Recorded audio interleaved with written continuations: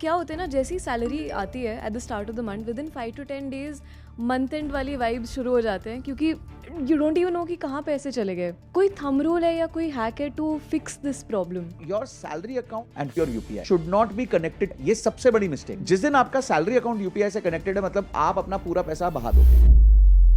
Now, I remember seeing another video of yours जहाँ पे you spoke about escaping the middle class trap. वहाँ पे आपने mention किया था कि billionaires एक 1% rule follow करते हैं. What is that about? People have to realize कि generational wealth का नाम generational wealth इसलिए क्योंकि उसमें generation लग जाती है. Generational wealth cannot be built in 2-3 years. Let's say somebody has 1 lakh rupee income and I'm asking them to save and invest 1000 rupees. Rule to create wealth is long term and high risk. अगर हम देखें HDFC Flexi Cap Fund. Let's say you are putting a 1000 rupee SIP in this fund for 60 years. साल का 5% बढ़ाया, 3,60,000 rupees has got converted into 2.3 crore rupees without you doing anything. कोई मेहनत नहीं करी है आपने. Compounding is a beast. एक व्यक्ति खिचड़ी खा रहा था, वहां पे चाणक्य थे उसके साथ. तो खिचड़ी जैसे ही वो खाने लगा तो उसने क्या किया, सीधा सेंटर में हाथ डाल दिया. तो खिचड़ी गर्म थी, उसका हाथ जल गया. चाणक्य ने उसको समझाया कि खिचड़ी को कभी भी सेंटर से नहीं खाते, साइड से खाते हैं. तो इसी तरह इन्वेस्टमेंट में सीधा सेंटर में हाथ नहीं डालते. बहुत गर्म होता है सेंटर. जल जाएगा. लोग यहाँ आएंगे कि पहले स्टॉक्स खरीद लेता हूँ, पेनी स्टॉक्स खरीद लेता हूँ, फ्यूचर्स एंड ऑप्शंस कर लेता हूँ. That is the centre of the khichdi. It's hot. First धीरे धीरे धीरे धीरे लर्निंग्स बढ़ाओ, अपना एक्सपेरिमेंट करो. आप SIP चालू करोगे, 6 महीने करोगे तो आपको समझ आएगा. तो at least get to that stage. उसके बाद करेंगे ना खिचड़ी, सेंटर से भी खाएंगे, कोई प्रॉब्लम नहीं. See, people in India have a very different concept of life insurance. उनका है कि अगर मैं जिंदा रह गया तो मेरे तो पैसे खराब हो गए. They will never ask अगर मैं मर गया तो. या वो पैसा वसूल मेंटालिटी आ जाती है ना. हाँ कि भाई मैं जिंदा रह गया. अरे जिंदा रह गया, कॉन्ग्रेचुलेशंस. तुमने इंश्योरेंस ली थी कि अगर बाय चांस तुम्हें कुछ हो जाए तो तुम्हारी फैमिली को परेशानी ना हो. सो पीपल सेइंग कि यार देख 40 साल में तो मैं मर ही जाऊंगा, तो मैं 40 साल की ले लेता हूँ इंश्योरेंस सो दैट मेरी फैमिली को 5 करोड़ रुपए मिल जाए. That's very foolish. हमारा जो पूरा सिस्टम है, सोसाइटल सिस्टम है, इट सेलिब्रेट्स लायबिलिटीज. घर ले लो उधार पे, EMI पे, सब सेलिब्रेट करेंगे. आप गाड़ी ले लो EMI पे, सब सेलिब्रेट करेंगे. दे डोंट सी कि नेक्स्ट 20 इयर्स वो गया, उसको देना EMI. सेटल ही हो रहा है. अब वो सेटल ही होगा, उसको कुछ कर नहीं पाएगा वो. बट यहीं अगर आप बोलो मैंने कोई म्यूचुअल फंड में पैसा डाला है, मैंने कहीं गोल्ड में पैसा डाला है, तो बोलेगा अरे कल गिर गया तो. Today the highest growth category of personal loan is. Oh my God.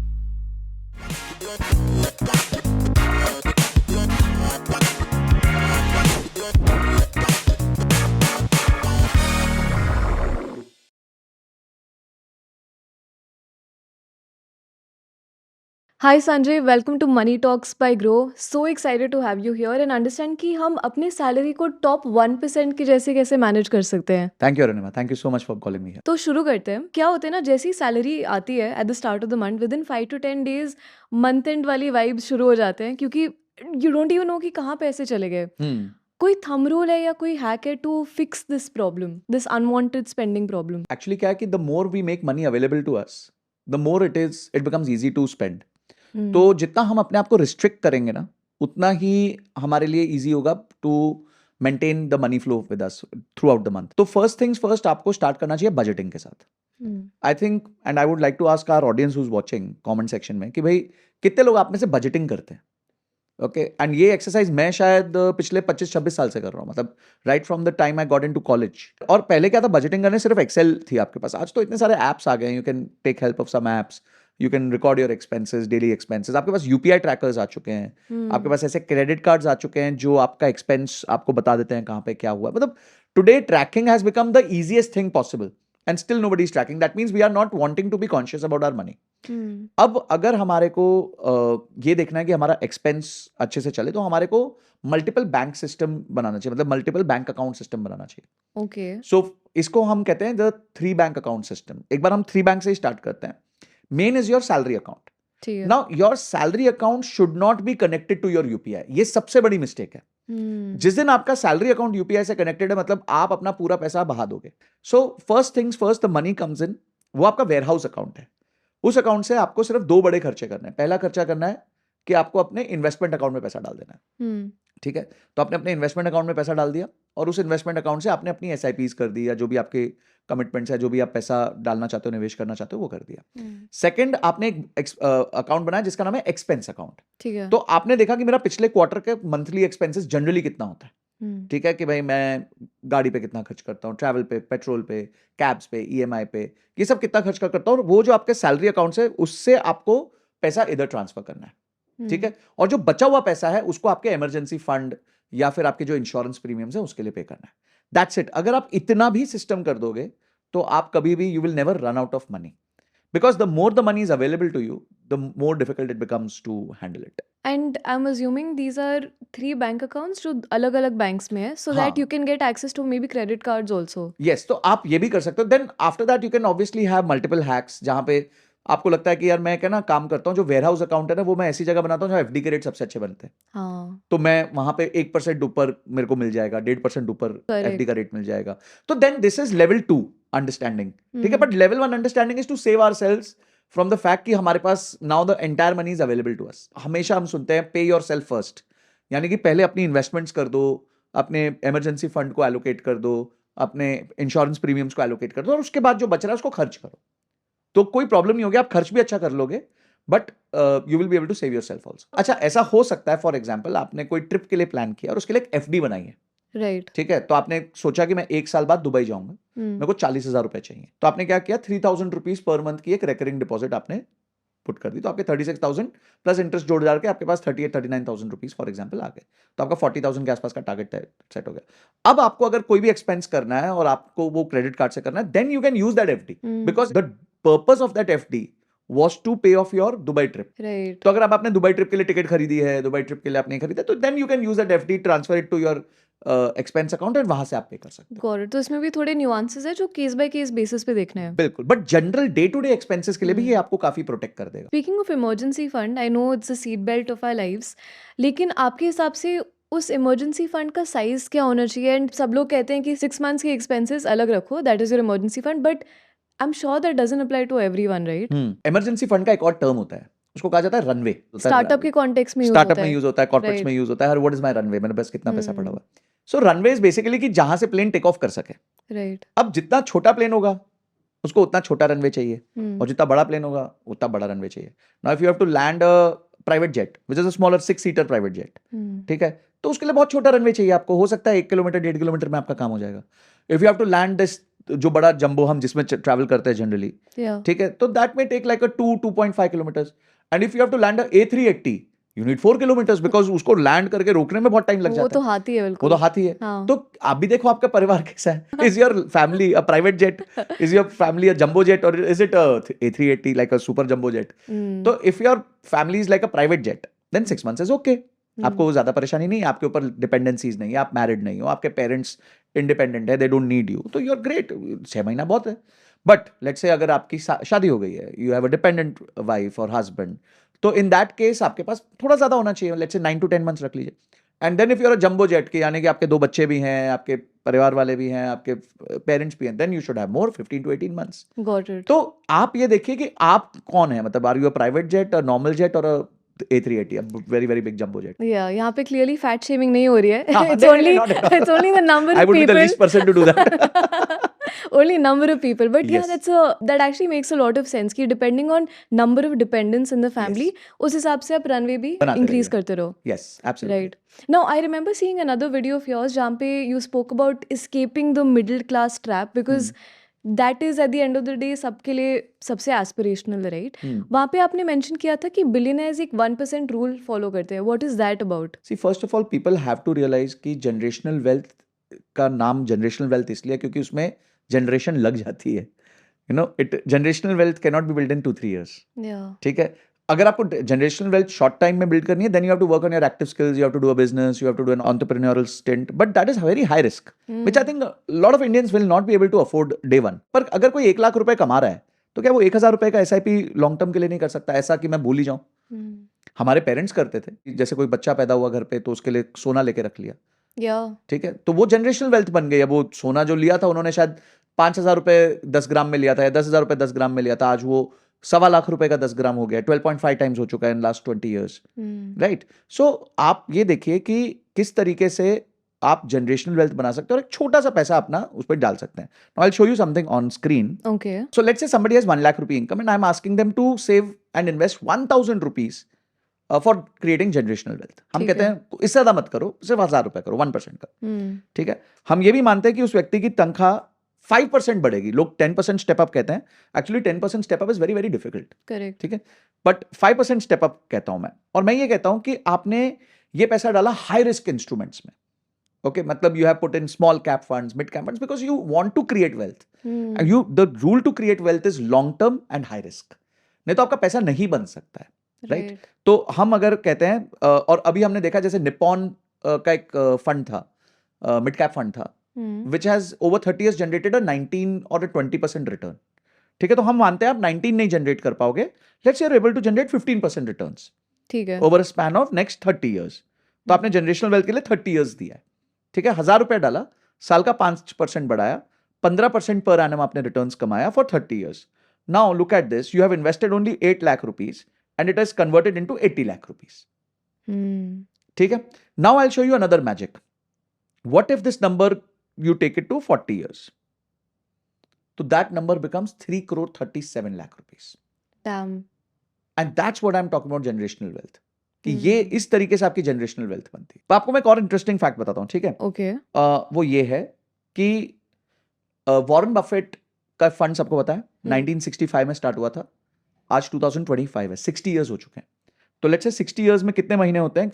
60 years में होते हैं 720 months. Okay, and let's say you were putting 1,000 rupee SIP in this fund for 60 years. You started and you forgot. बस करना है, किसके लिए करना है? अपने बच्चों के लिए करना है, अपने क्या कहते हैं ग्रैंड किड्स के लिए करना है। And this fund has generated 19.8% returns per annum over the last 60 years. Okay.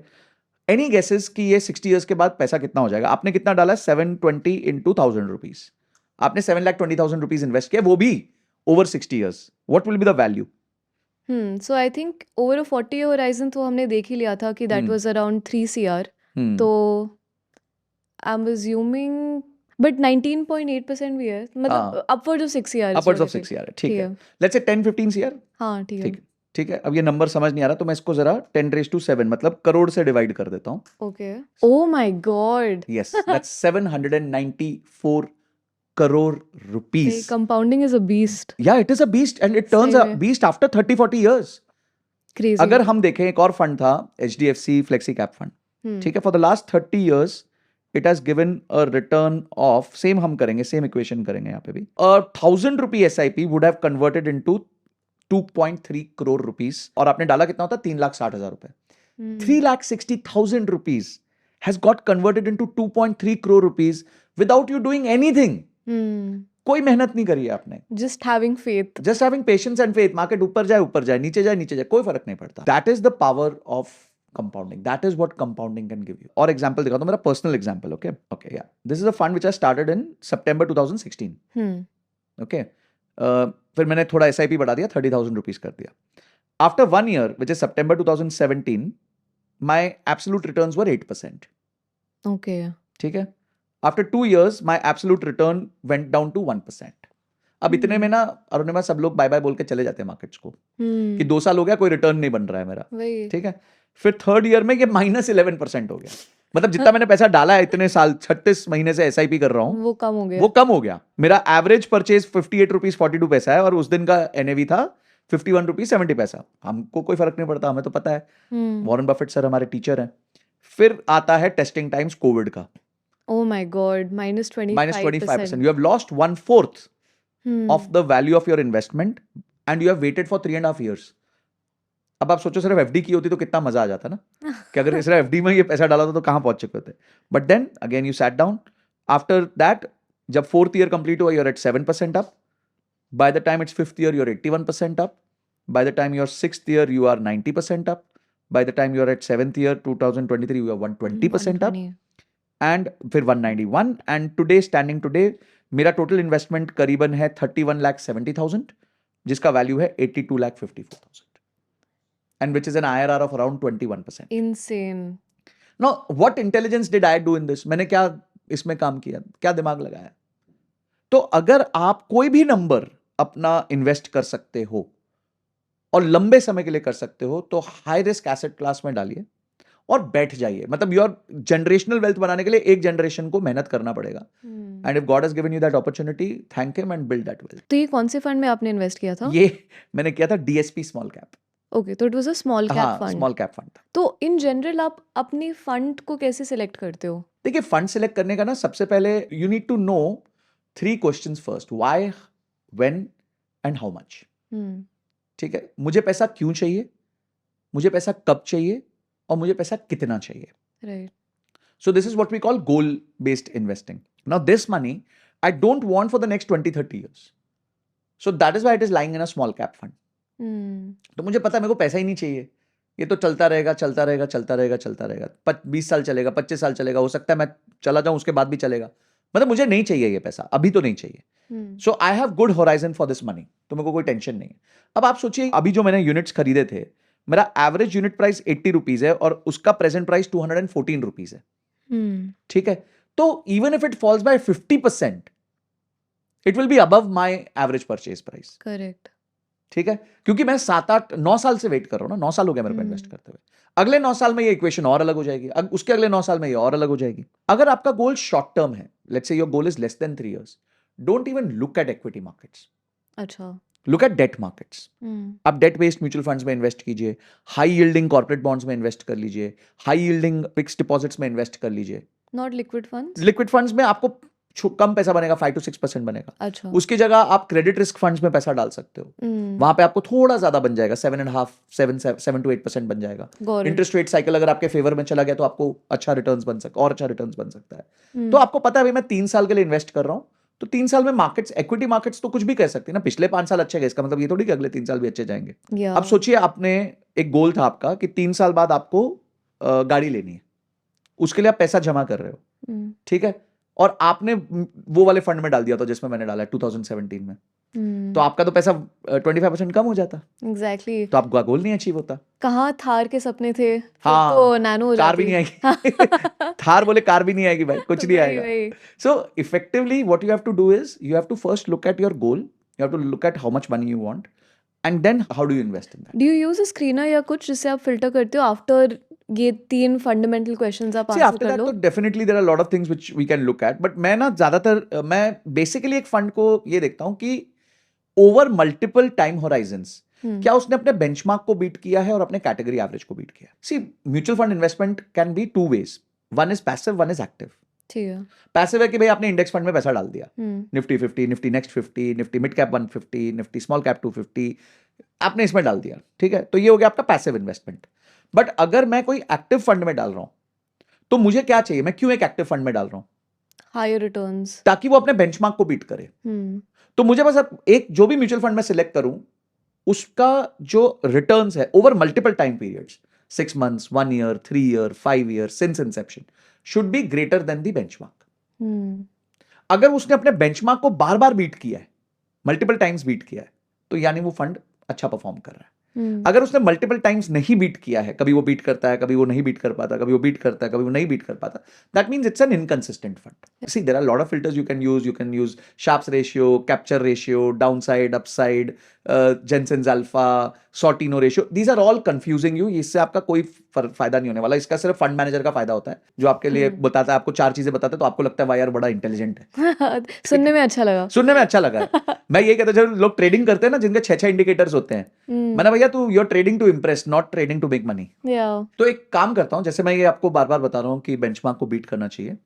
तो let us take an example. We will pick up this fund which has been very popular all the time, Parag Parikh Flexi Cap. No recommendation, just to show. ठीक है. तो आप यहाँ देख सकते हो कि जैसे ये बता रहा है कि इस स्कीम ने कितना रिटर्न दिया है और इसका जो बेंचमार्क है उसने कितना रिटर्न दिया है. तो this is over last 1 year. ठीक है. So you can see the scheme has given 9.53% return and the benchmark has given 7.56. तो it has beaten the benchmark very clearly.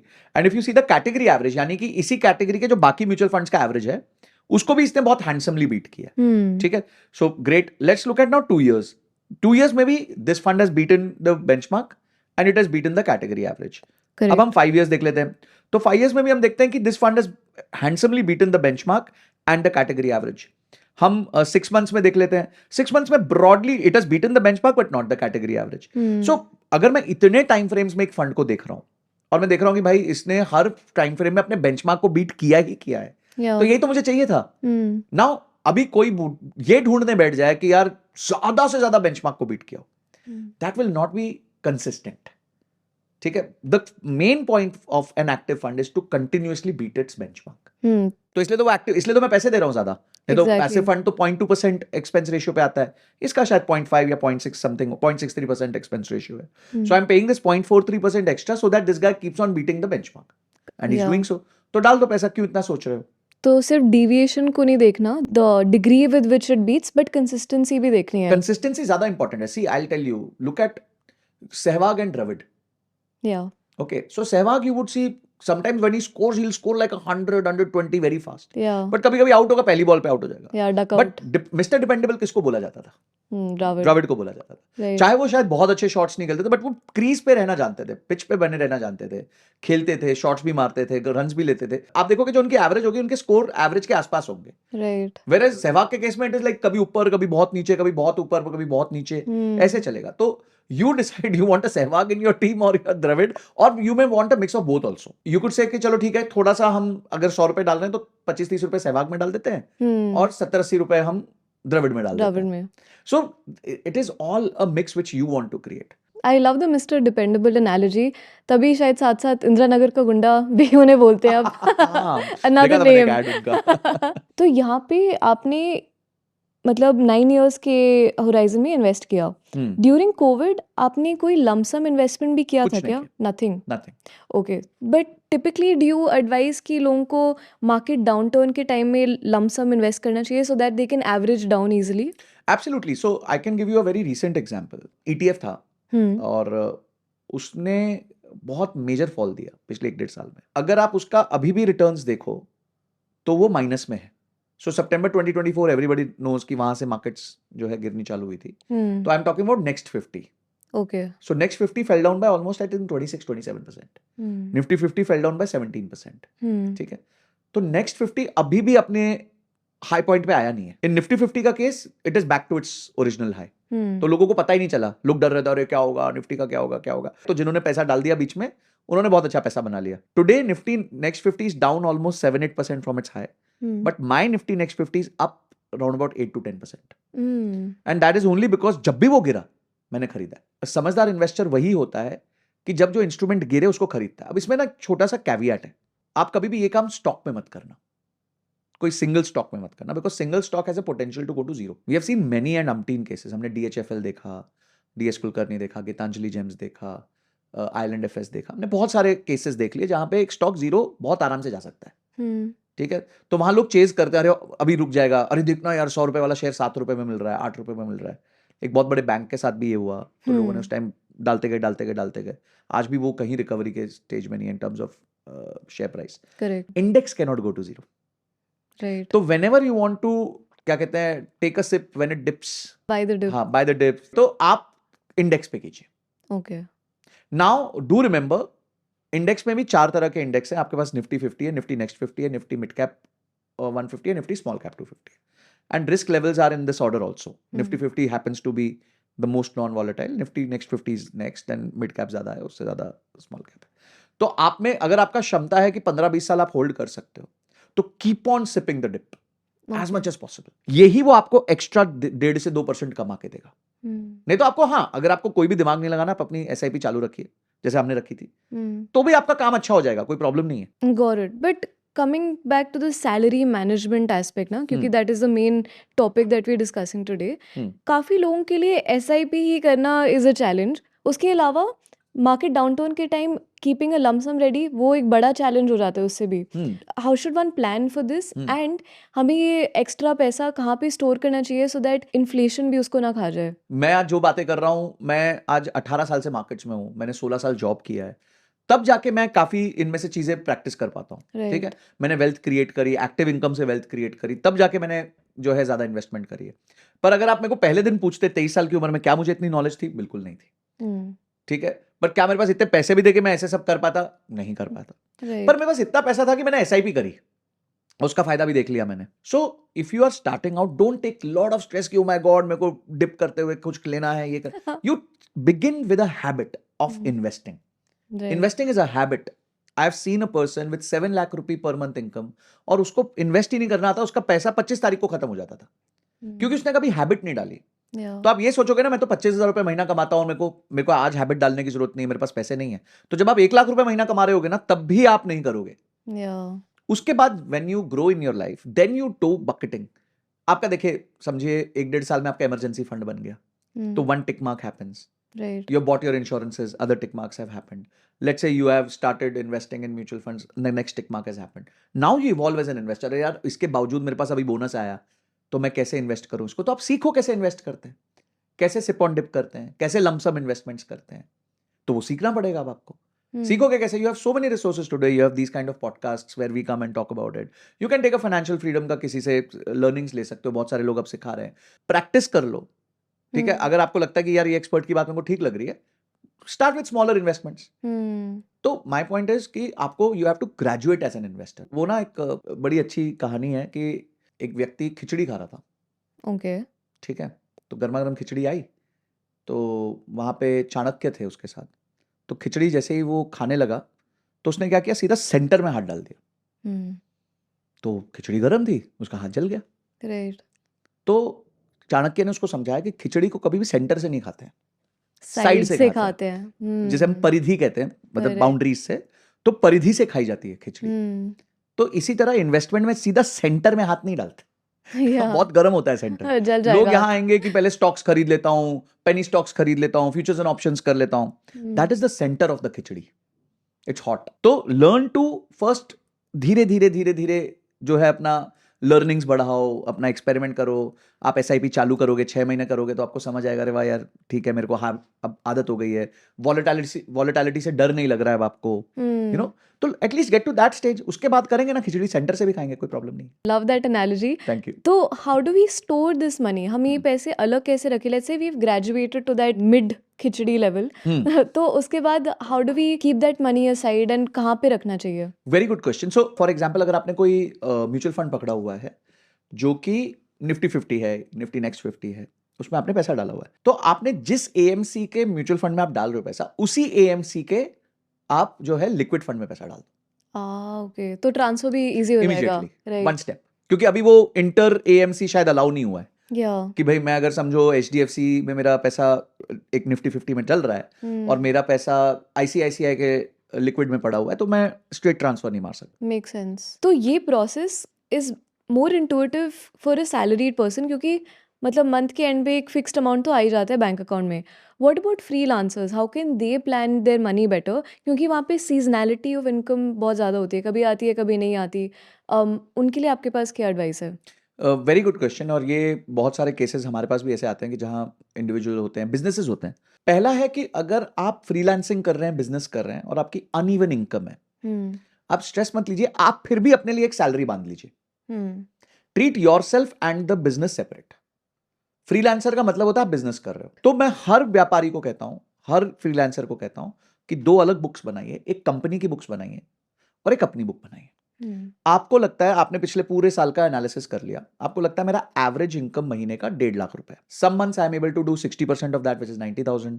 Some months I am able to do 2 lakh rupees depending upon the seasonality. तो आपको दिख रहा है मेरे को 90,000 से कम कभी नहीं आने वाला. मतलब you have got that bottom, you have got the top, you have got the average. अब आपको पता है मेरा बॉटम इतना तो आ ही जाएगा. अब आप क्या कर सकते हो, आप उस टाइम पे अपने आप को एक सैलरी बांध दो. For example you can say I am giving my self 40,000 rupee salary. ठीक है, तो नाउ योर 40,000 इज कंसिस्टेंट, एकदम कंसिस्टेंट हो गया. तो 40,000 के हिसाब से आप अपनी जनरल प्लानिंग कर लो. उसके बाद अपने आप को बोनस दे दो. जब आपके पास 60% पैसा आ रहा है तो अपने आप को बोनस मत दो. और जैसे आपका नंबर बढ़ जाता है उससे, तो आप अपने आप को बोनस इशू कर सकते हो. ठीक है, आप अपने कंपनी का एक इमरजेंसी फंड बना सकते हो. अपना इमरजेंसी फंड तो आप बना ही रहे हो, कंपनी का भी इमरजेंसी फंड बना लो. तो कंपनी का आपको पता है मेरा खर्चा, मतलब समझो मैं 1.5 लाख रुपए कमा रहा हूं तो मुझे 40,000 रुपीज लोगों को एक्सपेंस देना होता है. करेक्ट. मेरे फ्रीलांसिंग किसी और को देना होता है, कुछ सॉफ्टवेयर का खर्चा है, कुछ है, जो भी है. उसके लिए आपने एक इमरजेंसी फंड बना लिया कि भाई 6 महीने का खर्चा आपने एक अलग से FD में रख दिया कंपनी के नाम पे. So you treat yourself separate and company separate. ठीक है, और उस टाइम पे आप अपना पैसा वेयर हाउस कर लो, अपने आप के लिए एक फिक्स्ड इनकम बना लो और बोनसेस दे दो डिपेंडिंग अपॉन योर परफॉर्मेंस. मतलब you treat yourself as an employee of that company and give yourself a bonus if the company is doing well. Got it. Except यहाँ पे इट्स लाइक 100% वेरिएबल पे। कभी नहीं उसमें 60%, कभी 150%, तो depending on how that month looks हम yes फिर बजट कर सकते हैं। बट आपने फिर भी एक बेसलाइन तय कर लीजिए. If it's not 40,000, it could be 30,000. Okay, तो आई एम अज्यूमिंग वो 12 मंथ्स डेटा के हिसाब से देखना पड़ेगा Yes. कि एवरेज कितना एक्सपेंसेस हो क्या रहा हो है सकते और हैं। लोएस्ट कौन सा मंथ जा रहा है उसमें कितना बन रहा है हम्म, और हाईएस्ट कितना जा रहा है. देखिए अगर कोई मंथ लोएस्ट भी गया तो अगर आपके पास 6 महीने का रिजर्व है तो वो भी यूज हो सकता है उस महीने में. राइट। फिर जैसे ही महीना अच्छा हो गया तो आपने वो रिजर्व को रिफिल कर दिया तो आपके पास हमेशा 6 महीने का एक रिजर्व रहता ही रहता है. Correct. So that helps you a lot. And this I recommend to every businessman also. Let's say this one is a freelancer, but कुछ business कर रहे होते हैं, कोई real estate का business कर रहा है, कोई manufacturing का business कर रहा है. लोग गलती ये करते हैं कि वो अपने आप को सैलरी नहीं देते. वो समझते हैं बिजनेस का सारा पैसा मेरा है. Right. That is not right. Correct. And that is how business is going to trouble. So you treat yourself as a separate entity और अपने आप को एक तनख्वाह बांध दो depending upon your business, average annual business. And at the end of the day, at the end of the year, at the end of the quarter, जो भी आपको frequency सही लगती है अपने आप को एक बोनस इशू कर दो कि भाई ये मेरा बोनस है. मैक्रो प्लानिंग तो इजी होती है, लेकिन जो डे टू डे खर्चे होते हैं ना, 200-300 के स्विगी जोमेटो ऑर्डर्स या मतलब स्मॉल एक्सपेंसेस माइक्रो लेवल पे, उनको ट्रैक करना बहुत ज़्यादा मुश्किल हो जाता है, राइट? तो how should we plan for these small leakages या अनवांटेड स्पेंडिंग? आपको बजटिंग करनी ही पड़ेगी. ठीक है. It can make you very unhappy. It can make you feel like अरे यार मैं ऐसा खर्चा करता हूँ, मतलब इतना बेकार खर्चा कर रहा हूँ. या फिर मैं रात को 11 बजे जगा हुआ हूँ और अचानक से मेरे को गुलाब जामुन खाने का मन किया और मैंने स्विगी जोमेटो पे ऑर्डर कर दिया, 200-300 रुपए चले गए. फिर साथ में मैं जरा वो जीरो आइसक्रीम भी खरीद लेता हूँ, साथ में मैं ये भी खरीद लेता हूँ, साथ में वो. Everybody wants to do that. It's okay, it's very human to do that, but not at the cost of your कि भाई तुम स्ट्रेस में आ जाओ, फाइनेंशियल स्ट्रेस में आ जाओ. तो अगेन फर्स्ट बजट, और उस बजट को ना जैसे मैं इसको कहता हूँ कि आपने वांट्स कैटेगरी में डाल दो. वांट्स कैटेगरी में आपने डाल दिया ये सारे डिस्क्रिशनरी एक्सपेंसेस को, उसको एक टारगेट दे दो. फॉर एग्जाम्पल आपकी इनकम है 1 लाख रुपीज और आपने कहा कि मेरी वांट्स कैटेगरी में 20,000 रुपए रखूंगा. ठीक है, 20,000 rupees per month I will spend on my wants. तो वो 20,000 रुपीज से ऊपर अगर कुछ जा रहा है तो उसको कम करना चालू कर दो.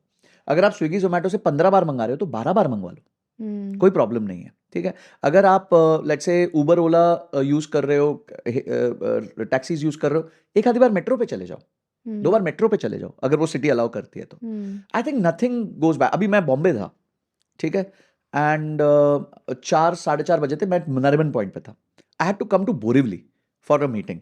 Now you can imagine coming from Yep. Churchgate to Borivali evening 5 p.m. on a Monday.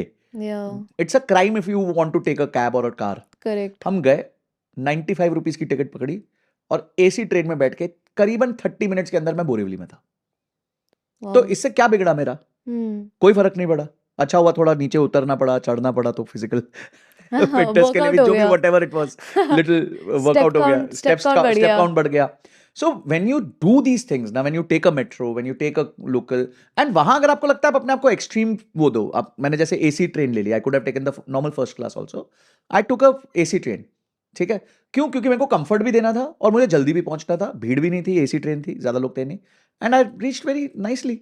And the same thing if I would have taken a cab, it would have taken me 3 hours and minimum 1,500 rupees. तो how do we achieve this sweet spot, right, जहाँ हम invest भी करें ताकि हमारा future secure हो, लेकिन at the same time we are not compromising on everyday joy. So first of all, define your joy. People are living other people's joy. मतलब जो चीज मुझे खुशी नहीं करती मैं उसको एंजॉय करने की कोशिश कर रहा हूँ. Why? Because मुझे फोमो है. मेरे फ्रेंड सर्कल वो एंजॉय करते हैं.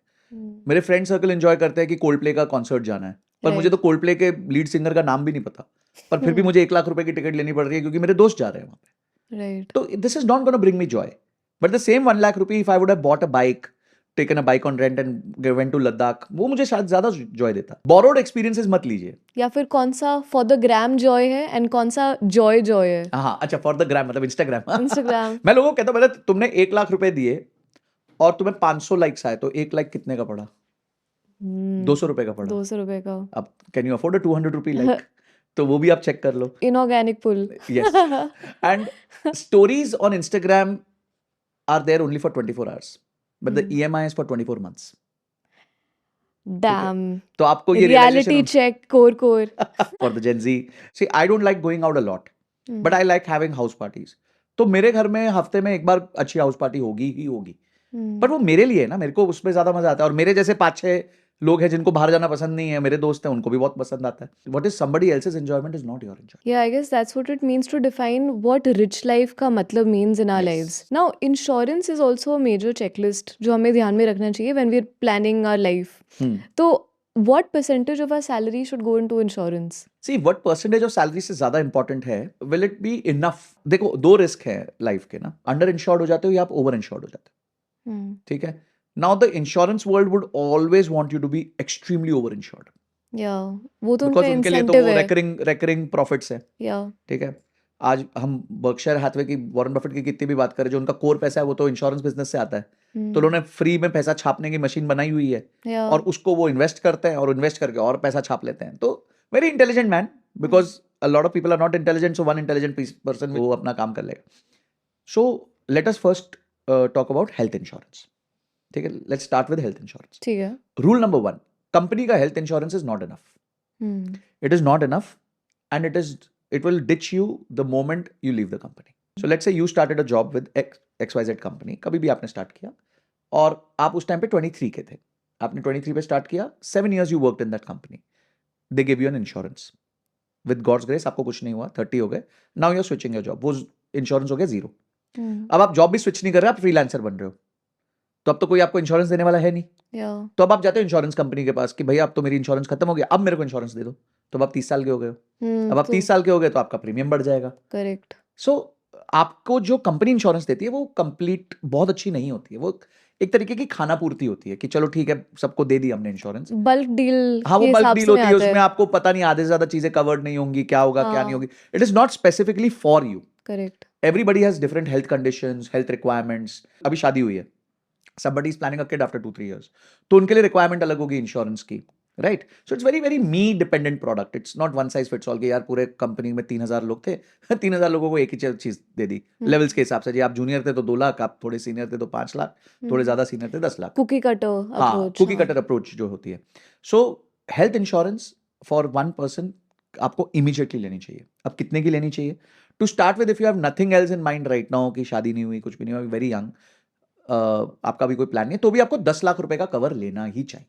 10 लाख रुपए हाँ, पे. 10 लाख रुपए का कवर लेना चाहिए. वो क्यों लेना चाहिए? Because over next 3-4 years it will become 30 to 40 lakh rupees because of no claim bonus. तो आपका अचानक से आपका नंबर वो बढ़ जाएगा, आप कंफर्टेबल हो जाओगे. During that time if you are in a company gives you insurance. If something happens to you, use the company insurance. जम के यूज करो कंपनी के इंश्योरेंस को, कोई परवाह नहीं है, क्योंकि जो है वो वहां से आपको मिल जाएगा. And by the time you leave the company, you still have your insurance in your hand. Right. तो take your health insurance the day you start a job. Simple. 1 घंटा लगाओ समझने में कि हेल्थ इंश्योरेंस होती क्या है. बहुत सारी वीडियोस हैं इंटरनेट पे, हमारी भी है, देख लेना. तो उसमें से देख के आप अपना डिसीजन ले लो. Very subtle. हाँ, कुछ तो करेंगे. तो क्या कहते हैं, you can see any video and take a grasp of what is a health insurance, और उसके बाद अपनी राइट हेल्थ इंश्योरेंस आप ले लीजिए. ठीक है. एंड टर्म इंश्योरेंस के लिए? टर्म इंश्योरेंस देखिए, term insurance you did not take day 1. That is the mistake which people do. अब कोई 23 ईयर ओल्ड है, जॉब स्टार्ट किया है, लाइबिलिटी नहीं है, शादी नहीं हुआ है, पेरेंट्स अपने वेल सेटल्ड हैं, तो आपको क्यों चाहिए टर्म इंश्योरेंस? आपके लाइफ में आपके जाने के बाद किसकी रिक्वायरमेंट है financial? Why do you take a life insurance, term insurance? So that if something happens to you, your family doesn't suffer. But your family as it is not suffering, तो क्यों बेकार में आपको प्रीमियम देना है? ठीक है. तो अब आपकी किसी की शादी हो गई, Yeah. ठीक है, let's say they have got married, now you have a dependent. So life insurance के लिए मेरा बड़ा सिंपल फंडा है. The term is life, LIFE. तो define your life and you will get the number कितने का इंश्योरेंस आपको निकालना है. Okay. So L stands for liabilities. Oh, ठीक अच्छा है. ये एक एक्रोनिम है. हाँ, ये एक एक्रोनिम है, ये एक फ्रेमवर्क है. ओके. इसको हम फ्रेमवर्क कह सकते हैं. ठीक है. So life is the framework, L stands for liabilities. Okay. For example, you have a home loan, 50 lakh rupee home loan. You have a 25 lakh rupee other personal and car loan मिला के 75 lakh rupees है. तो let's say if something has to happen to you today, this 75 lakhs has to be knocked off. Right. ठीक है. तो ठीक है जी, 75 लाख रुपए की तो चाहिए ही चाहिए. Let's say today आप हो, अभी आपके बच्चे 4-5 साल के हैं, आपकी वाइफ आप पे डिपेंडेंट है, she is presently not working. So you want कि आपको कुछ हो जाए तो एटलीस्ट उनको अगले 10 साल की इनकम मिल जाए, आज ही मिल जाए, ताकि उसके इंटरेस्ट से वो खा पाए. तो आपकी आज की इनकम है 10 लाख रुपए, तो 10 लाख इंटू 10 हो गया 1 करोड़. तो I is equal to 1 crore. F stands for future goals. So let's say your kids want to study abroad, they have to get married. All this was your responsibility, but since you will not be there if something happens to you, तो that has to be taken care. तो हम ये मानते हैं वो 1 करोड़ रुपए और है, उनकी पढ़ाई, उनकी शादी, सब कुछ मिला के 1 करोड़ का और बजट हो गया. तो that's another 1 crore. And E stands for emergency fund. ठीक है, तो हम मानते हैं 25 लाख रुपए फॉर एग्जाम्पल हियर. तो पहला लाइबिलिटी था 75 lakhs, इनकम था 1 करोड़, फ्यूचर गोल्स था 1 करोड़ और इमरजेंसी फंड है 25 लाख. तो टोटल कितना हुआ? 3 करोड़ हो गया. तो 3 करोड़ रुपए की आपको इंश्योरेंस चाहिए. However you already have a 50 lakh rupee FD, you already have a 50 lakh rupee mutual fund, तो ये तो पैसा है ही ना. तो आपको 2 करोड़ का कवर चाहिए. ओके. तो subtract whatever liquid assets you have, you subtract from this 3 crore rupees. तो आपको 2 करोड़ का टर्म चाहिए. अब कितने समय के लिए चाहिए? लाइफ इंश्योरेंस कंपनी आके बोलेगी 40 साल, 50 साल. नहीं, जिस दिन आपके बच्चों की पढ़ाई खत्म हो जाती है, जिस दिन आपके ऊपर से सारी लाइबिलिटीज खत्म हो जाएंगी, सिर्फ उसी दिन तक के लिए चाहिए. So let's say your home loan is 20 years, your kids education is 15 years, तो यू विल टेक 20 years का life insurance. Because 20th year के बाद ना आपके बच्चों की पढ़ाई आपकी जिम्मेवारी है, हाँ, वो डिपेंडेंसी खत्म खत्म हो ही होगी ना, जाएगी. डिपेंडेंसी खत्म होगी. तो व्हाई शुड आई पे premium? C people in India have a very different concept of life insurance. उनका है कि अगर मैं जिंदा रह गया तो, दे विल नेवर आस्क अगर मैं मर गया तो. ठीक है, वो कहेंगे अगर मैं जिंदा रह गया तो मेरे तो पैसे खराब हो गए. तो फिर एक प्रोडक्ट आ गया, कैशबैक, पे बैक, यूलिप. अरे वो आप ही से पैसा लेके आपको दे रहे भाई. आप प्रीमियम्स में डिफरेंस देख लो. या वो पैसा वसूल मेंटालिटी आ जाती है ना हाँ कि भाई मैं जिंदा रह गया. अरे जिंदा रह गया, कॉन्ग्रेचुलेशंस. तुमने मरने के लिए थोड़ी इंश्योरेंस ली थी. राइट. तुमने इंश्योरेंस ली थी कि अगर बाय चांस तुम्हें कुछ हो जाए तो तुम्हारी फैमिली को परेशानी ना हो. That was the reason you took an insurance. You didn't take an insurance so that you could die. Yeah. So people saying कि यार देख 40 साल में तो मैं मर ही जाऊंगा, तो मैं 40 साल की ले लेता हूँ इंश्योरेंस so that मेरी फैमिली को 5 करोड़ रुपए मिल जाए. That's very foolish. Yeah, that's like the weirdest get rich quick scheme. हाँ मतलब किस और कि आपको पैसे नहीं मिलने वाले, हाँ, आपकी exactly. फैमिली को Get मिलने someone वाले. else rich. हाँ बट क्यों? मतलब आपने सारी लाइबिलिटीज पूरी कर ली, तो आपने अपना प्रीमियम बंद कर दिया पे करना. उसके बाद अगर आप जिंदा हो तो बहुत अच्छी बात है, गॉड ब्लेस यू, और रहो. पर आपने कवर कर लिया ना, you have covered everything in that day. Speaking of liabilities, वो एल वर्ड पे मैं डबल क्लिक करती हूँ. लाइबिलिटीज जैसे फोन, बाइक्स या कार्स को हमारी सैलरी का कितना परसेंटेज होना चाहिए? फर्स्ट ना let us understand the nature of date.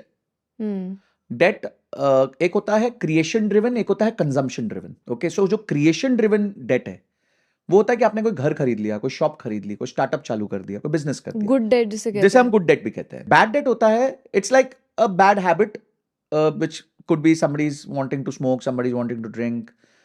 Their bad habits not recommended at all. But कोई कहता है ठीक है यार मैं हफ्ते में एक पैग मार लूंगा, या एक बार बाहर पी लूंगा, या एक स्मोक कर लूंगा. तो वो कहता है यार मेरे को पता है खराब चीज है, बट मैं एक नियमित तरीके से करूंगा इसको. I will not make it a daily habit.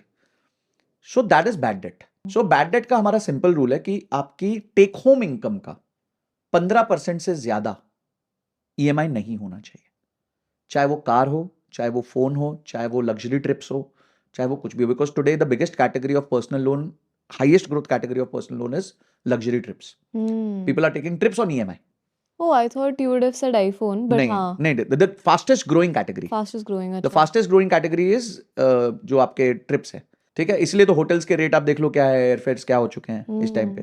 Because trips इतने ज्यादा कर रहे लोग, which is good, okay, but don't take those liabilities so कि आपको बहुत टाइम भरना पड़े. अब जब आप 15% का रूल बनाते हो ना, उसमें 2 फायदे होते हैं. पहला फायदा ये है कि now let's say that 15% bucket is full. आपका 1 लाख रुपए इनकम है, 15,000 रुपए का आपका बन चुका है EMI. तो now you can not indulge into anything else by taking a loan. So next thing when you indulge will happen only in 2 cases. 1, कोई पुरानी EMI खत्म हो जाए, वेरी गुड, अच्छी बात है, या फिर आपकी इनकम बढ़ जाए. Right now you are at 1 lakh rupee, your income becomes 2 lakh rupee, तो आपके पास नया एक्स्ट्रा बजट आ जाएगा. एंड आई गेस इसमें we have to factor in not just जो MRP लिखा होता है, बट उसके अराउंड जो कॉस्ट है वो भी. That's not in the case of lifestyle items like. हाँ, नॉट लाइफस्टाइल आइटम्स, बट जैसे अगर बाइक एंड कार की बात करें, हाँ, तो जो liabilities yes, that insurance has to be added. उसके जो भी maintenance has to be added. हाँ. बट इसमें एक चीज है, जैसे बाइक और कार में आपको एक थोड़ा फायदा ये होता है कि after some time you can sell it and get a good amount of money also. अच्छा, तो वो रिकवरी. हाँ, वो रिकवरी से आप समझ लीजिए कि आप, क्योंकि आप तो EMI पूरे वैल्यू की भर रहे हो, तो उससे वो एक फायदा हो जाता है. तो ये तो समझ लिया रूल बैड डेट के कॉन्टेक्स्ट में. What about good debt? So good debt basically देखिए, हम लोग जो ऑडियंस को एड्रेस कर रहे हैं, गुड डेट उनके लिए होगा कि घर लेना है. नाउ लॉट ऑफ थियरीज से कि आपका घर का जो ईएमआई है should not exceed 40% of your income, correct. Which I totally agree, but इसमें एक ही चीज है, मैं ईएमआई की जगह कहूंगा टोटल कॉस्ट ऑफ ओनरशिप। तो लोग क्या करते हैं, लोग जब घर खरीदते हैं ना बहुत स्ट्रेच करते हैं अपने आप को, उनको लगता है कि हमारी जिंदगी में बस एक यही समय है कि जब हम घर ले पाएंगे, जिंदगी में और कभी घर ले ही नहीं पाएंगे। So at that time they stretch a lot and they get this motivation from their family, society, everyone कि भाई पुश कर लो, कोई चक्कर नहीं है, थोड़ा थोड़ा ज्यादा कर लेना, कॉम्प्रोमाइज कर लेना, ये वो। But you know it's very counter intuitive कि हमारा जो पूरा सिस्टम है, सोसाइटल सिस्टम है, इट सेलिब्रेट्स लाइबिलिटीज। आप घर ले लो उधार पे, ईएमआई पे, सब सेलिब्रेट करेंगे। आप गाड़ी ले लो ईएमआई पे, सब सेलिब्रेट करेंगे कि अरे वाह यार देखो गाड़ी ले ली, घर ले लिया, सेटल हो गया, राइट?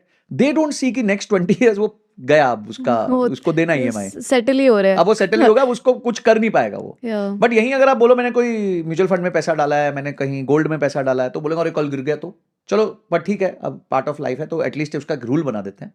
तो ईएमआई नहीं, total cost of ownership should be less than 40%। अब टोटल कॉस्ट ऑफ ओनरशिप क्या है, उसका एक एग्जांपल देता हूँ। मेरी एक फ्रेंड है, उसके भाई की शादी हुई, गुड फैमिलीज, दोनों वेल टू डू, तो दोनों नोएडा में काम करते हैं, हस्बैंड वाइफ, आईटी में है, good income, I think 1.5-2 lakh दोनों मिला के कमा लेते हैं। सो द फैमिलीज डिसाइडेड कि एक घर लेंगे, तो 3 बेडरूम हॉल किचन के लिए फाइनल हुआ कि 3 बेडरूम हॉल किचन लेंगे, और दोनों तरफ के पेरेंट्स ने थोड़ा थोड़ा कंट्रीब्यूट किया, और बाद में था ईएमआई ले लेंगे। Now this guy bought the house, EMI down payment parents ने कर दी, ईएमआई जो है अब आ गई इनकम का करीबन, दोनों की इनकम का मिला के 50% के आसपास। ठीक है जी, कंफर्टेबल है। अब घर में घुसे, तो जैसे घर में घुसे तो 8,000 रुपये महीना मेंटेनेंस है। बिकॉज सोसाइटी में रह रहे हैं, और नोएडा सोसाइटीज सब कुछ है, क्लब हाउस है, सब कुछ है, यूज करने को टाइम नहीं है। इलेक्ट्रिसिटी कॉस्ट, फिक्स्ड कॉस्ट ज्यादा है क्योंकि 3 बेडरूम हॉल किचन का घर है, मेड एक्सपेंसेस ज्यादा है क्योंकि 3 बेडरूम हॉल किचन का घर है, तो ये सब तो भूल ही गए। काफी सारे हिडन कॉस्ट आ रहे हैं अब। ठीक है, मेंटेनेंस है, कभी कोई बल्ब खराब हो गया, कभी कुछ खराब हो गया, कभी पेंट हो गया, ये हो गया, फैक्टर ही नहीं किया, सोचा ही नहीं था, क्योंकि ईएमआई पे फोकस था कि ईएमआई 50% के नीचे रखनी है। अब ये चीजें जो है 10-15% आपके इनकम का और ले गई महीने का। तो अब जो व्यक्ति सोच रहा था कि मेरे पास 50% बचेगा, अब उसके पास बच रहा है सिर्फ 35-40% इनकम का। अब यंग कपल है, they want to travel, they want to roam around the world, they stressed कि अब हर महीने ईएमआई देना है दोनों को मिलके। अरे 3 की जगह 2 ले लेते, क्या फर्क पड़ता है, आप तो यंग हो अभी। तो पॉइंट इज कि ओवर मत कीजिए कोई भी चीज को। टोटल कॉस्ट ऑफ ओनरशिप को अगर आप 40% से नीचे रखेंगे, यानी कि EMI should be in the range of 30-33%, बाकी 7-8% आपका कॉस्ट ऑफ ओनरशिप में आ जाएगा। ओके, ठीक है, कोई प्रॉब्लम नहीं है। बट अगर आप ईएमआई को ही 40-50% ले जाएंगे तो टोटल कॉस्ट ऑफ ओनरशिप तो फिर और भी ज्यादा बढ़ जाएगा। तो ये रूल याद रखना कि total cost of ownership should stand below 40%। Got it. Now speaking of another example, मेरी एक दोस्त है जो बैंगलोर में बेस्ड है, and she wants to buy a 2.5 CR house. Okay, तो उसका क्या अप्रोच रहना चाहिए, considering that she has a stable job, तो महीने के एंड में एक सैलरी आ रही है। So she has 2.5 crores available, मतलब she can invest that to buy house completely. या ओके, तो in that case let us do the math. ठीक है। अगर ये 2.5 crores का घर खरीदते हैं आपके फ्रेंड, और 2.5 crores पूरा खुद से दे देती हैं, तो उनको लोन लेने की जरूरत नहीं पड़ेगी। Let's say the house gives her a CAGR of 5% per annum. ठीक है। जनरली एक अपार्टमेंट में लॉन्ग टर्म में इतना ही CAGR आता है, 5-7% आता है, तो हम अभी के लिए 5% पकड़ रहे हैं कंजर्वेटिव। तो this house after 25 years will be worth around about 8.5 crore rupees after 25 years। ठीक है, ठीक है। पर यही वो कहती है कि नहीं, मैं because I have a stable income, I can pay of the EMI। Let's do a 50-50। 50% she finances herself, 1 crore 25 lakhs, and 1 crore 25 lakhs she takes on loan। अब लोन का इंटरेस्ट रेट 8% है, टेन्योर 25 years है, तो EMI 96,500 rupees के आसपास आएगा। Okay, home CAGR हमने वही 5% पकड़ा है। ठीक है। तो value of home still stage the same, 8 crore 46 lakhs after 25 years। But इस 25 साल में क्योंकि 1.25 करोड़ रुपए का खुद का ये फाइनेंस लिया गया था, तो उसकी जगह शी विल हैव टू पे back 2.89 crores in total EMIs। So this 96,500 into 300 months will be 2.89 crores। However, जो उन्होंने 1.25 करोड़ रुपया उस टाइम नहीं यूज किया घर खरीदने के लिए, I am assuming she would have invested somewhere, and that is giving her only 11% CAGR।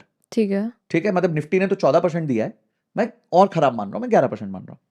This 1.25 crores at 11% CAGR for 25 years will give her a corpus of 16.98 crores, यानी 17 करोड़ रुपए. अब 17 करोड़ में से आप ये 2.89 करोड़ से ऑलमोस्ट 3 करोड़ रुपए आप माइनस कर दीजिए जो ईएमआई उन्होंने भरा है. She will be left with the house which is worth 8.46 crores, and apart from that she will have another 14 crore rupees with herself which she can use Oh. to plan her life after that in SWP. तो ये better strategy लग रही है. बिल्कुल, because C India में अभी home loans are at 8% and आपको mutual funds में over 25 years you can take more risk, you can invest in small cap mid cap funds. तो इससे जो है आप एटलीस्ट 11% तो निकालना चाहिए. अगर 11 भी नहीं निकला, मैं कहता हूँ 9% भी निकला, ठीक है, then also she will be left with 10.8 crore rupees. And 10.8 crores में से 3 crores she has given as EMI. Then also she'll be left with excess 7.8 crore rupees. But in the first case, she is left with no excess because उन्होंने सारा पैसा घर में डाल दिया था. एंड सिर्फ एक ही एसेट बना और सिर्फ एक ही एसेट बना था. तो यहाँ उन्होंने अगर होम लोन इंटरेस्ट से सिर्फ 1% ज्यादा कमा लिया. अब आप बोलोगे ऐसा क्यों है कि जब हम होम लोन दे रहे हैं तो इतना फर्क कैसे क्रिएट हो रहा है जब परसेंटेज सिर्फ 1 है? क्योंकि होम लोन रिड्यूसिंग बैलेंस है और इन्वेस्टमेंट कंपाउंडिंग है. तो वो जो गैप है ना वो इस तरीके से वाइड होता रहता है जैसे जैसे नंबर ऑफ ईयर्स बढ़ते हैं. और आपके पास 25 years है तो 8, अच्छा इसको एक और मैजिक दिखाता हूं. 8% पे आपने लोन लिया था, 8% आप कंपाउंडिंग में कमा पाए, फिर भी you will be having 8.56 crores. या तो 8.56 में से 3 करोड़ हमने EMI वापस कर दिया तो 5.5 करोड़ फिर भी बचेगा. तो ये 5.5 करोड़ इस बात का था क्योंकि लोन में रिड्यूसिंग बैलेंस था और इन्वेस्टमेंट में कंपाउंडिंग था. तो ये 5.5 करोड़ फ्री के पैसे मिल गए अपने को. वाओ. एंड इससे यू लाइक मेंशन कि इससे SWP भी कर सकते हैं. इससे हम फिर आराम से SWP कर सकते हैं तो जीवन भर निकाल शी देगा. Can retire. But like SW की भी अगर बात करें हम, वहाँ पे एक सीक्वेंस ऑफ रिटर्न्स रिस्क भी आता है. वी डोंट नो, हमने कॉपस तो बना लिया लेकिन who knows the market might fall and फिर SWP का मतलब पॉइंट फिर कम हो जाता है. तो how should we minimize this risk?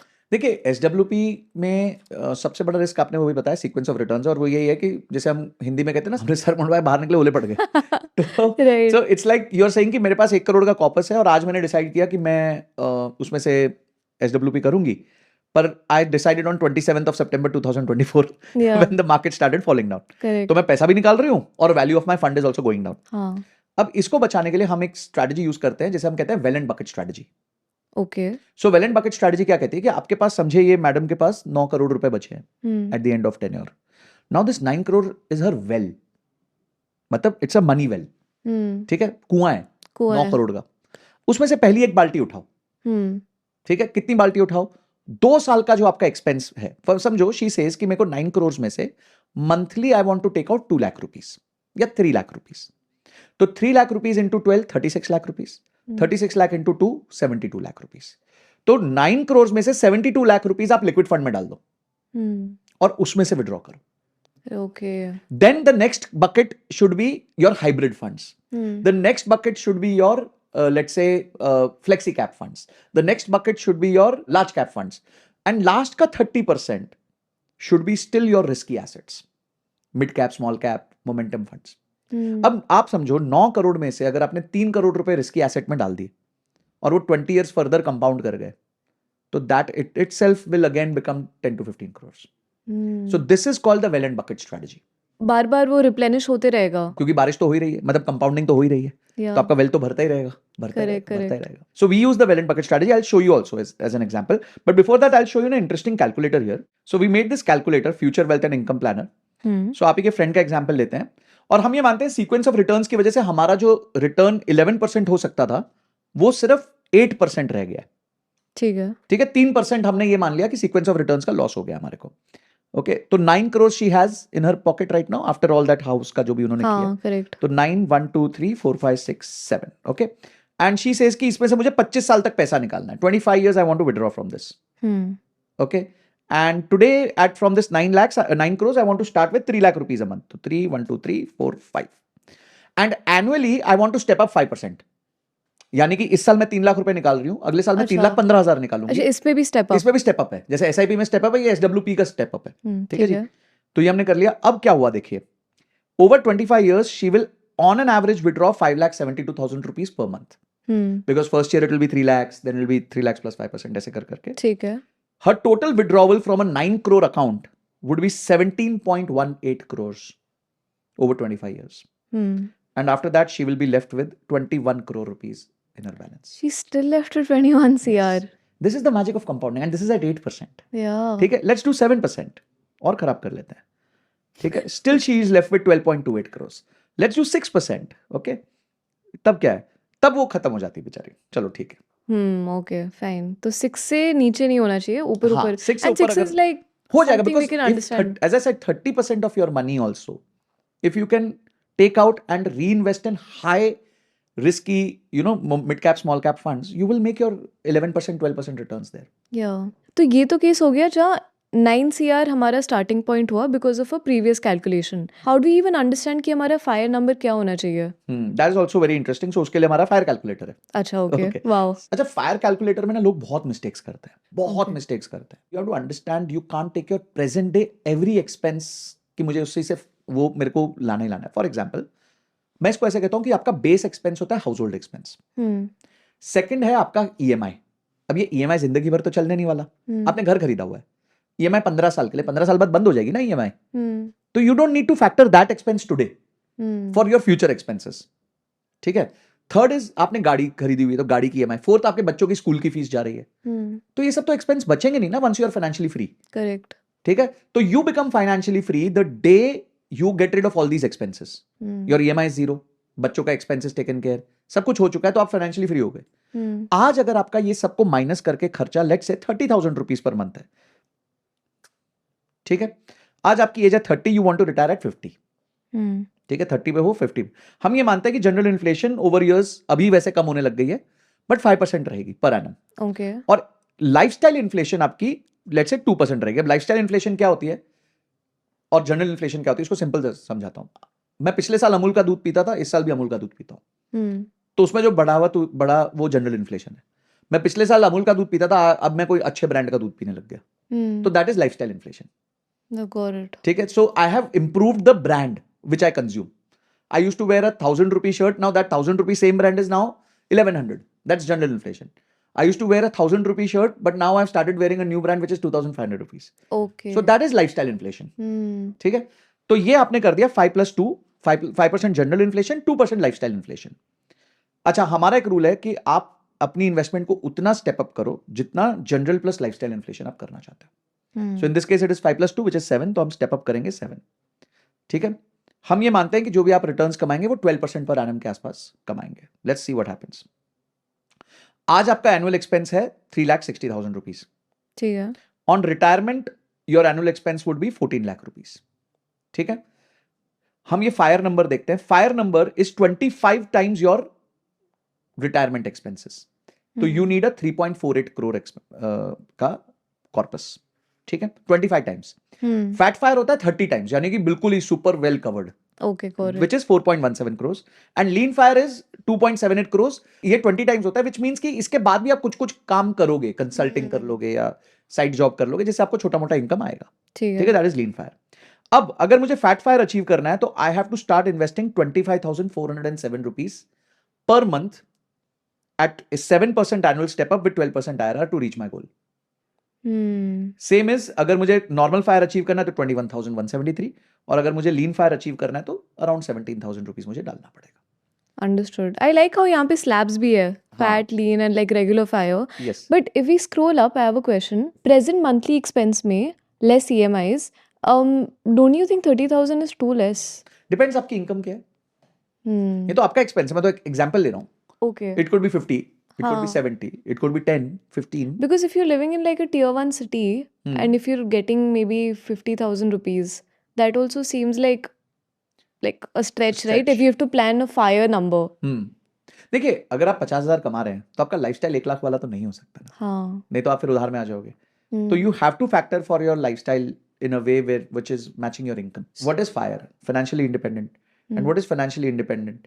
That means जो आपके पास कॉर्पस है, it is enough to sustain your monthly expenses. अब इसमें देखिए मजा कि in case you say कि मैं बहुत frugal हूँ, I want to achieve my financial independence early. ठीक है. तो let's say I want to achieve it at 45. 15 साल में चाहिए मुझे. ठीक है. तो in that case what happens? In that case you need to invest 33,000 rupees. तो अब मैं 1 लाख रुपए कमा रहा हूँ, 30,000 मेरा एक्सपेंस है, तो jolly well I can invest 33,000 rupees. Yeah, correct. Fair. And in that case, I can achieve my goal a bit faster. See, look at this equation of compounding. It has only 3 proponents. आप कितना पैसा डालते हो, कितनी देर के लिए डालते हो, और वो कितना रिटर्न्स जनरेट करता है. ये 3 ही चीजों से कंपाउंडिंग का आंसर आता है आपके पास. Correct. ठीक है. अब कितना रिटर्न्स जनरेट होता है ये हमारे हाथ में नहीं है. And this is what everybody wants to control. Everybody wants to control the fact कि मेरे को 24% रिटर्न बन जाए, 36% रिटर्न बन जाए, 20% return. That is not in our control. मेरा मन है जल्दी फाइनेंशियली फ्री होने का, तो या तो मुझे ज्यादा पैसा डालना पड़ेगा, ठीक है, या मेरे को टाइम कम करना है तो मुझे इन्वेस्टमेंट बढ़ाना पड़ेगा. करेक्ट. तो बस आज फ्रूगली जियो तो आप जल्दी रिटायर हो जाओगे. या So I guess it's like a decision जो बहुत circumstantial है and बहुत Absolutely. individual भी है. Yes. कोई कह सकता है मेरे को सर और एक्सेलरेट करा दो, मेरे को तो 10 years में चाहिए. I want to get this in 10 years. Okay, let's see what happens in 10 years. ठीक है. In that case, you need to put 57,000 rupees. आपके सामने गोल आ गया ना आपका. Got it. This is like a Google map. You put your current situation, current location. You put your desired location. It gives you 2-3 routes. Got it. कि भाई ये root से जाओगे तो 20 मिनट लगेगा, यहाँ से जाओगे तो 16 मिनट लगेगा, यहाँ से जाओगे तो यहाँ पे टोल लगेगा, हाँ यहाँ पे टोल लग जाएगा, यहाँ नहीं लगेगा. कि भाई आप सामने सामने देख लो, आपको जो करना है आप यहाँ पे कर लो. अब इसके बाद बहाने मत दो कि मेरे को तो पता नहीं था. This is a nice toy almost. So you can keep playing around with it. Yes, yes. एक और एवेन्यू ऑफ इन्वेस्टमेंट जो आया है, जो पॉपुलर हो गया, दैट इज रीट्स. क्योंकि वी नो कि कमर्शियल रियल एस्टेट में रिटर्न्स मिल सकते हैं, लेकिन इट्स स्टिल थोड़ा सा फार फेच, क्योंकि owning a commercial real estate property is a long shot. मतलब उसका टिकट साइज काफ़ी ज़्यादा हाई होता है, तभी रीट्स बिकेम पॉपुलर. बट उनकी क्या प्रोज एंड कॉन्स है that we should know before investing in them? See REITs, it's a good instrument, no doubt about that. अगर मैं अभी एवरेज एनुअल यील्ड्स देखूं रीट्स की, तो वो 3.5 से 4% के रेंज में चल रही हैं. और वो इसलिए चल रही हैं क्योंकि रीट के प्राइसेस बढ़ गए. तो ये आपको डिविडेंड की तरह आपको पैसा देता रहता है. बेसिकली रीट क्या है कि एक बड़ी शॉप थी, हम अकेले नहीं खरीद पा रहे थे, तो बहुत सारे लोगों ने मिलकर खरीद ली. It's a mutual fund of real estate. There was 1,000 square feet space, you took 100, I took 100, others took 100. So but इसमें इशू एक ही है. इशू ये है कि इसमें ना अनलिमिटेड अपसाइड ग्रोथ नहीं होती. For example, you have taken this physical space, तो फिजिकल स्पेस में अब स्पेस नहीं बढ़ सकती ना. मतलब एक ग्लास सीलिंग है उसमें. For example, corporate earnings can go 100x, 200x, 300x, anything. आज रिलायंस का 40% या 30%, 35% CAGR रहा है इतने टाइम में. कॉर्पोरेट अर्निंग्स 1 लाख करोड़ हो गई, पर एक सिंगल रीट की कॉर्पोरेट अर्निंग 1 लाख करोड़ होना बहुत मुश्किल है. राइट. तो that is the restriction. So it's a very very yield driven asset. क्या आप यील्ड ले लो इसमें से, ठीक है, बट उसके अगेंस्ट आपके पास 2 अच्छे इंस्ट्रूमेंट्स और हैं. अच्छा. सबसे पहला है म्यूचुअल फंड्स में there is a scheme called IDCW. ठीक है, income distribution and capital withdrawal. Correct. तो उसमें क्या होता है कि आप कोई भी म्यूचुअल फंड में डालो, अच्छे म्यूचुअल कोई भी सिलेक्ट कर लो, उसमें हर साल वो आपको 7 to 9% के बीच में डिविडेंड दे देते हैं. वो डिविडेंड आपकी इनकम बनती है. It is taxed at a nominal rate, जो भी आपका टैक्स है. अब समझिए आप ओल्ड हो चुके हैं, आपकी और कोई इनकम नहीं है, तो 12 लाख रुपए तक जो आपको ये डिविडेंड मिलेगा वो टैक्स फ्री होगा. तो आप SWP की जगह ये भी कर सकते हो, IDCW कर सकते हो. ठीक है, पर उसमें कंपाउंडिंग का बेनिफिट नहीं मिलेगा. क्यों? क्योंकि वो तो अपने में से ही देगा ना, अपने NAV को काट के ही देगा. तो जो वो पैसा रीइन्वेस्ट कर सकता था वो रीइन्वेस्ट नहीं करेगा, वो आपको दे देगा. So if you see like one of the funds, HDFC Flexi Cap Fund, in the last 5 years has given 8 to 9% yield every year on the new NAV price. तो NAV भी डबल हो गया पिछले 5-6 साल में, और उसके साथ साथ आपका यील्ड भी डबल हो गया. तो आपने अगर 5 साल पहले डाला होता तो आप अपनी इन्वेस्टमेंट पे 18% साल का कमा रहे होते, ओनली थ्रू कैश. मतलब आपको हर जो साल में आपको डिविडेंड आ रहा है. तो that is instrument number 1. Instrument number 2 is SWP. In totally in your control. इस महीने मुझे पैसा नहीं चाहिए, ओके. इस महीने मुझे चाहिए, ओके. कोई बॉस की शक्ल देखने की जरूरत नहीं, कोई इंक्रीमेंट का टेंशन नहीं. अपनी मर्जी से आप सुबह सुबह डालोगे, भाई मेरे को 28 तारीख को पैसा चाहिए, तो 28 तारीख को पैसा आ जाएगा. So that's the control you have. Yes, अगर आपको डाइवर्सिफिकेशन एंगल से चाहिए तो REITs can be a good instrument.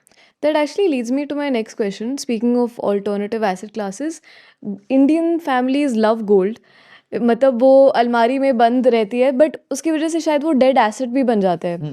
तो in the case of investing in gold youngsters को क्या पिक करना चाहिए, क्योंकि पहले तो SGBs were really popular but फिर वो मतलब डिसबैंड हो गए, फिर उसके बाद ये डिजिटल गोल्ड की बात करें तो सेबी ने बोल दिया कि आपका सवारी सामान की खुद जिम्मेदार है। या एग्जैक्टली, तो they don't take care of the regulation bit now. और कौन से ऑप्शंस है that youngsters can explore when it comes to investing in gold? 3 ही तरीके बचे। एक है फिजिकल गोल्ड ले लो, but again that has its own cost of carry, it has a minimum ticket size of 12,000 13,000 rupees. 1 gram तो खरीदोगे ही खरीदोगे, मेकिंग चार्जेस है, GST है, स्टोरेज चार्जेस है, तो वो सब हैसल है, and you are a youngster, you don't want to have those hassles.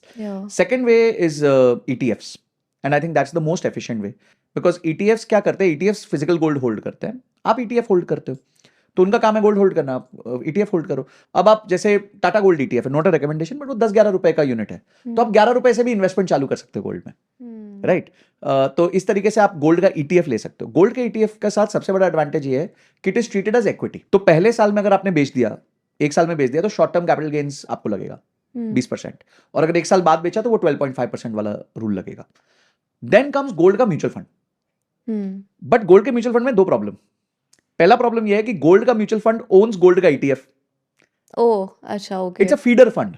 This is It's like essentially- gold Inception. हाँ गोल्ड का ड्रीम में ड्रीम है वो। एग्जैक्टली। तो ETF ने गोल्ड होल्ड किया, तो मैंने ETF होल्ड कर लिया। अब गोल्ड का ETF होल्ड कर रहा है गोल्ड का म्यूचुअल फंड। तो गोल्ड का म्यूचुअल फंड, इसमें 2 प्रॉब्लम हो जाती है। पहली प्रॉब्लम होती है कि ETF is taking expense ratio of 0.3-0.4%, correct, mutual fund will further take more expense 0.3-0.4%। Ratio. ठीक है, तो ये बड़ी परेशानी है पहली नंबर। ठीक है। दूसरी परेशानी ये है कि गोल्ड का जो म्यूचुअल फंड है ना, it is not treated as pure equity.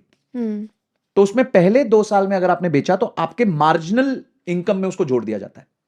तो let's say I invested 1 lakh rupee in gold, in 2 years I made 1 lakh rupee profit and I have encashed it. तो वो 1 लाख रुपी जो है वो मेरी इनकम में जोड़ दिया जाएगा। तो अगर मैं ऑलरेडी हाईएस्ट टैक्स ब्रैकेट में चल रहा हूं तो मेरे को तो 34% टैक्स देना पड़ जाएगा। तो these are the 2 problems with gold mutual funds. So that's why I prefer gold ETF. Money management में there are also worst case scenarios, जैसे लोन का डिफॉल्ट का केस। तो if someone has to pay EMIs लेकिन उनके पास liquid money नहीं है, तो उस सिचुएशन में how can they get out of the debt trap? देखिए, बहुत अच्छा क्वेश्चन है, और ये मेरे को लगता है बहुत रेलेवेंट क्वेश्चन है for a lot of people today. Because क्या हुआ कि इम्पल्स के मारे खर्चे तो बहुत हो गए, EMI ने बहुत ईजी कर दिया सब कुछ, बट अब पे तो करनी है ना भाई, वही 24 घंटे की स्टोरी और 24 महीने की EMI। तो अब क्या है कि सबसे पहले ना आप अपना कैश फ्लो बनाओ अगले 3 महीने का। कैश फ्लो क्या है, कुछ बहुत बड़ी बात नहीं है, मैं कोई आपको सुपर कॉर्पोरेट फाइनेंस का जार्गन नहीं दे रहा हूँ, मैं सिंपल ये कह रहा हूँ कि आपकी इनकम आपको पता है महीने की कितनी है, खर्चे निकाल लो कितना हो रहा है महीने का, EMI उसमें कितना जा रहा है, और मैं क्या अफोर्ड कर सकता हूँ कि नहीं कर पा रहा हूँ। देखिए, घुड़सवारी जब सिखाते हैं ना, जब हॉर्स राइडिंग, तो वहां ना एक सबसे पहले जो चीज सिखाते हैं वो घोड़े से गिरना सिखाते हैं, कि घोड़े से गिरोगे कैसे, क्योंकि घोड़ा बिदक सकता है ना। घोड़ा बिदकना मतलब आपने तो सोचा था कि मैं EMI दे पाऊंगा, मेरी इनकम अच्छी है, अचानक से जॉब में कुछ प्रॉब्लम आ गई, कोविड आ गया, तो आपकी इनकम 1 लाख रुपए महीने थी, उसको 20,000 रुपए कर दिया, 30,000 कर दिया, ऐसा कोई सिनेरियो आ सकता है। तो इन दैट केस घोड़े से गिरना भी सीखना बहुत जरूरी है, क्योंकि अगर गलत तरीके से गिरे तो उसके पैर के नीचे आ जाएंगे, उसके पैर के नीचे आ जाएंगे तो you lose your life, right. So plot your next 3 months cash flow. ठीक है, तो आपको पता चल जाएगा डेफिसिट कितना है। सो फॉर एग्जांपल, आपको लगता है यार अगले 3 महीने में मिला के मेरे पास 2 लाख रुपए का डेफिसिट हो रहा है। नाउ 2 लाख रुपए के डेफिसिट को 3 तरीके से कम किया जा सकता है, only 3 ways। First is reduce your expenses. जो भी वेस्टफुल एक्सपेंसेस हैं उनको खत्म करना चालू करो इमीडिएट बेसिस पे, दैट्स योर स्टेप 1।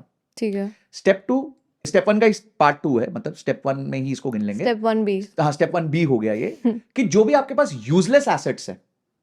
एक बार ना मैंने अपनी क्लास में ये एक्सरसाइज की थी कि मैंने कहा लोगों को कि जो चीज आपने 1 साल से छुई नहीं है वो आपके टोटल में कितना है, मतलब समझो आपके पास 10 शर्ट्स है, तो ऐसे कितनी शर्ट्स है जो आपने पिछले 1 साल से छुई भी नहीं है।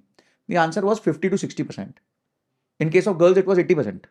ठीक है, तो वहां बहुत सामान इंपल्स में आ जाता है। फास्ट फैशन का जमाना है, फास्ट फैशन का जमाना है, तो भाई आया 2 बार पहना खत्म, but you have done nothing with that, impulse में खरीद लिया, पहन लिया, खत्म हो गया।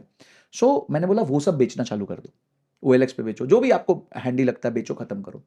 अभी हमारे पास पीछे एक डिश वॉशर पड़ा था, ठीक है, यूजलेस, कुछ काम नहीं आ रहा था, 1-1.5 साल से चल रहा नहीं था, बेच दिया, 2,000 रुपए आ गए। This is like Marie Kondo on steroids. Spark joy छोड़ो, वेस्टफुल सब कुछ काटो। हाँ, तो सबसे पहले आपने ये कर क्लटर को निकालो। क्लटर को निकाल दो, एक तो आपका घर साफ हो जाएगा ऑटोमेटिकली। ठीक है, आपका माइंड साफ हो जाएगा। और एक अपने एक्सपेंसेस को कट डाउन करो, जो भी डिस्क्रिशनरी एक्सपेंसेस थे उनको 50% कर दो स्ट्रेट, कि भाई मैं 4 बार बाहर जाता था, मैं 2 बार जाऊंगा, मैं 10 बार स्विगी जोमेटो करता था, 5 बार करूंगा। तो वो रूल क्रिएट कर दो। तो ये 2 चीजों से आपने अपने पैसों में से पैसा निकालना चालू किया। Step 2, approach your friends and family for immediate support, ठीक है, but with the promise that you will repay back to them. नहीं तो यहीं पे परेशानी होती है, फिर आपके रिश्ते खराब हो जाएंगे। और third is accelerate your income, then focus on accelerating your income. So first get out of as soon as possible, और उसके लिए first 2 steps are immediate. Step 3, then you have to build over next 6 months 12 months to see कि भाई मैं अपना जो है income बढ़ा लूं, ताकि मैं इनके लोन्स भी माइनस कर दूं, सब कुछ क्लीन कर दूं, and I am back to my normal.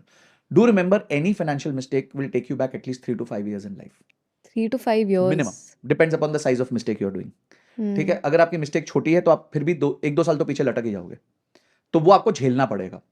तो इसलिए फाइनेंशियल मिस्टेक्स ना करना अपने आप में आपको बहुत आगे रखता है लाइफ में। आप गलती नहीं करो ना फाइनेंस में, वो इन्वेस्टमेंट करने से ज्यादा इंपॉर्टेंट है। वो सांप सीढ़ी का गेम है ना, आप 99 पे पहुंचा, सांप ने काटा 1 पे आ गए।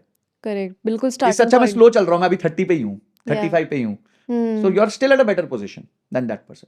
देखिए, इन्वेस्टमेंट्स, फाइनेंस, ये सारे गेम में ना कछुआ ही जीतेगा, खरगोश नहीं जीतेगा। खरगोश उछलता रहेगा, जीत नहीं पाएगा। Slow and steady wins Slow the and steady race. will win the race.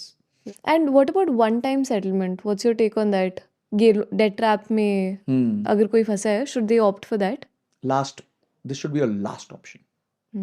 Do remember, if you take a one-time settlement, that has hurt your CIBIL so bad कि आपको 3-4 साल लग जाएगा अपना CIBIL ठीक करने में. Then it's not zero, it's minus. Banks judge करेंगे and that will directly impact कि आगे आपको कौन से loans मिल सकते हैं. नहीं मिलता है. लोगों को 3-3, 4-4 साल लग जाते हैं, और फिर भी CIBIL उस स्कोर पे नहीं आता जहां पे आप छोड़ के गए थे. See, CIBIल is like reputation. It's like कांच है वो. एक बार दाग पड़ा ना तो वो दिखेगा हमेशा. चाहे आप उसको कितना भी गोल्डन लाइन से ठीक कर दो, किसी से भी ठीक कर दो. इसलिए मैंने क्या कहा, step 2 is friends and family. I didn't tell कि बैंक के पास जाओ, प्राइवेट लेंडर के पास जाओ, गोल्ड लोन लो, ये सब नहीं बोला मैंने कहा फ्रेंड्स एंड फैमिली के पास जाओ, बिकॉज वो लोग CIBIल में रिपोर्ट नहीं करेंगे. तो at least you will have some oxygen. And then third is increase your income so that you can repay everyone. Right. तो बैंकों पे तो आप, अरे बैंकों के बोझ तले तो आप ऑलरेडी हो, तो फिर से बैंक के पास थोड़ी जाओगे. करेक्ट. और ना वो देगा आपको पैसे, कि उनके पास तो सारा स्कोर है आपका. सो OTS should be your last and last option. मेरे एक कंपनी में एक कलीग थी, उन्होंने किया था, and she became very happy that day, and settlement was done by me because she had no other alternative. मतलब I helped her do that settlement. और जिस दिन सेटलमेंट हुआ, मतलब बच्चा अब तुम्हारे 3-4 साल गए, डोंट वरी, अब तुम्हें कुछ लोन वोन नहीं मिलने वाला. पहले ही बता दिया था, बट उनके पास पैसा ही नहीं था. तो उनके पास तो यही विकल्प था, और कोई विकल्प ही नहीं था. So if you don't have an option, there is nothing else left in the world than OTS. So final question, अगर मैं आज आपकी वेल्थ एंड नॉलेज को जीरो कर दूं and I turn back the clock, आपकी एज 20s में कुछ नंबर कर दूं, let's say 25, then what are the steps that you will take to become financially free? अच्छा, आप मेरी नॉलेज को भी जीरो कर रहे हो? फिर तो पहले नॉलेज गेन करनी पड़ेगी.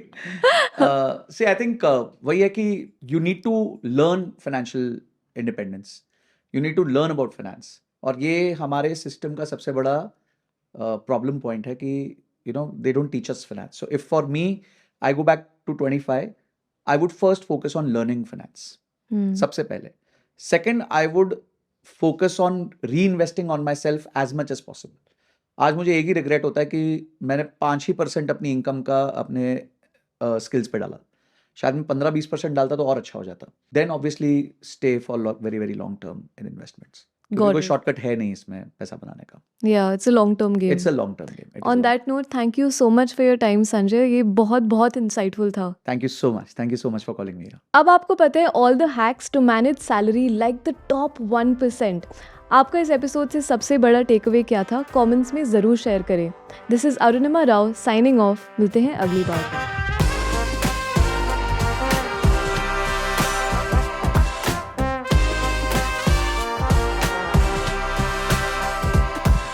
Investment in securities market are subject to market risks. Read all the related documents carefully before investing. Please read the risk disclosure documents carefully before investing in equity shares, derivatives, mutual fund, and or other instruments traded